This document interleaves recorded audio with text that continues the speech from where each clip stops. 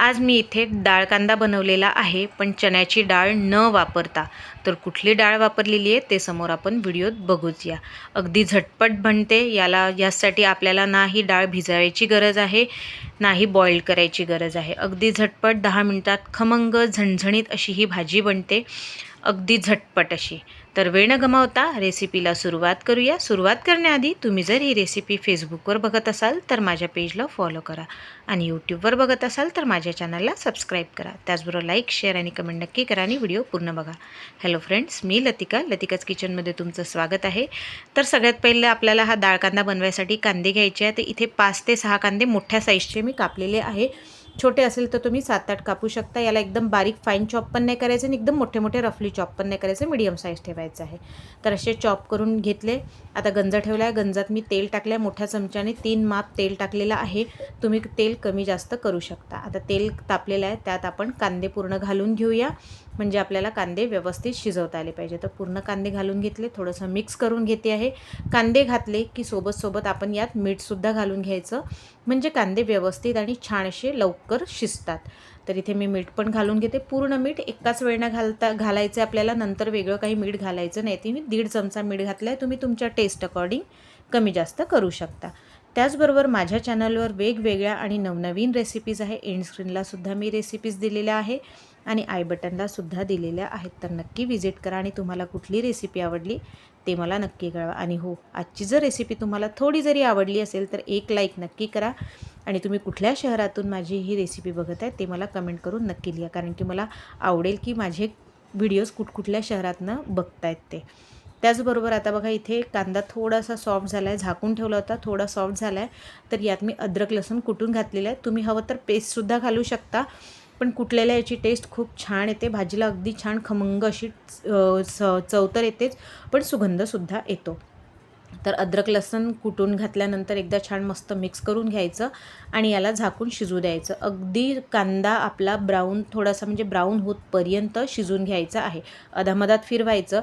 थोडं तळायला लागलं तरीही काही फरक पडत नाही, चवीत असा काही बदल होत नाही, पण हो, जास्त करपू द्यायचं नाही. तर माझा डाळ कांदा इकडे थोडासा लागलेला होता, पण काही फरक पडत नाही. वरचा कांदा बघा छान ब्राऊन झालेला आहे, मस्त असा. आता यात आपल्याला सुके मसाले घालायचे. तर असा कांदा होतपर्यंत आपल्याला शिजून घ्यायचा आहे, अधामधात फिरून घ्यायचं आहे.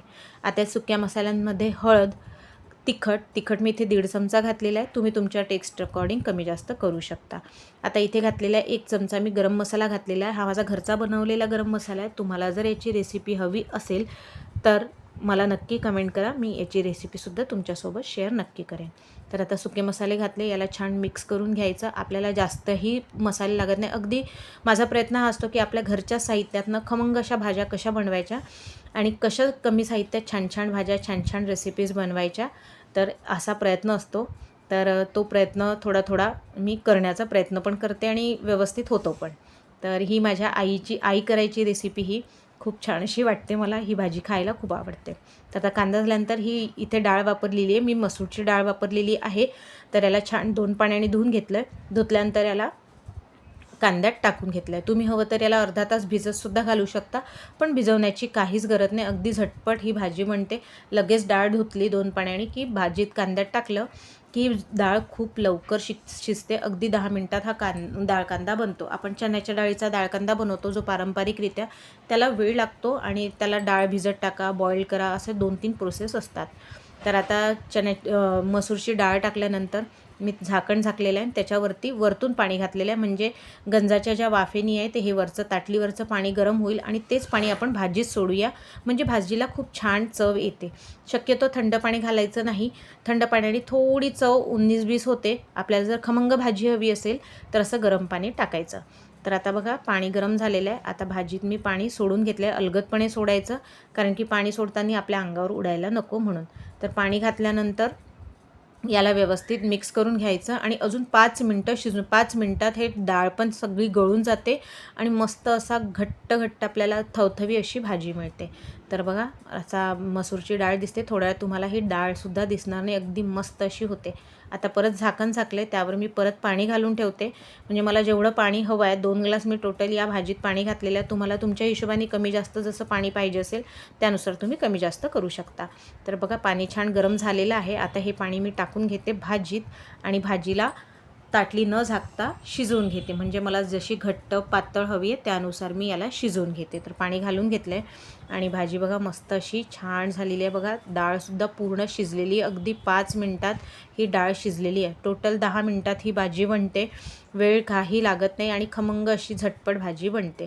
तर इथे बघा मस्त डाळ पण शिजलेली आहे, रस्सा पण थोडा आटलेला, अशी थवथवी छान भाजी झालेली आहे. आता त्यात कोथिंबीर घालायचा आणि मस्त सर्व करायची. भाकरीबरोबर, भाताबरोबर, पोळीबरोबर जबरदस्त ही अशी भाजी लागते. तर बघा मस्त अशी ही भाजी झाली. आता कोथिंबीर घालते, मस्त घट्ट घट्ट छान अशी. तर आता कोथिंबीर घालायची आणि सर्व करायची. जबरदस्त भाजी एक नंबर लागते. तर यावेळी नक्की करून बघा, खाऊन बघा. जर चांगली वाटली तर मित्रांसोबत, फॅमिलीसोबत शेअर करा आणि त्यांना पण कशी वाटली तर त्यांना सांगा की मला नक्की मेसेज करा. अशाच नवनवीन आणि छान पारंपरिक वेगवेगळ्या अशा रेसिपी नक्की घेऊन येणार. तर भेटूया पुढच्या रेसिपीत. तोपर्यंत बाय.